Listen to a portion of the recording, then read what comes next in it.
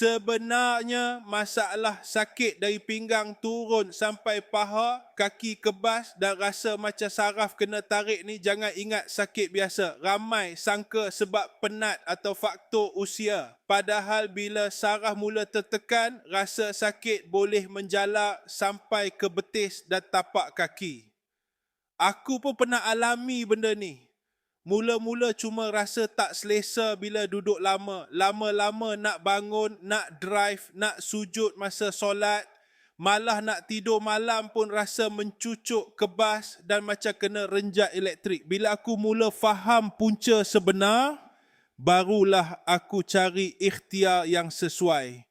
Aku jumpa kapsul seketika, formulasi herba yang mengandungi damar merah, getah kemenyan India, daun pegaga dan koridalis. Apa yang buat aku lebih yakin produk ni telah diuji oleh Makmal Allied Chemist dan mempunyai Certificate of Analysis sebagai bukti ujian keselamatan produk. Lepas aku amalkan secara konsisten, aku mula rasa perubahan dalam rutin harian. Badan rasa lebih selesa bergerak, rasa tegang dan kebas pun semakin kurang mengganggu. Aku rasa lebih yakin nak buat aktiviti harian tanpa rasa terbatas macam dulu. Kalau korang pun selalu rasa sakit dari pinggang turun sampai kaki ataupun rasa macam saraf kena tarik, jangan tunggu sampai aktiviti harian mula terganggu. Tekan beg kuning sekarang dan tengok promosi kapsul seketika yang masih berlangsung hari ini.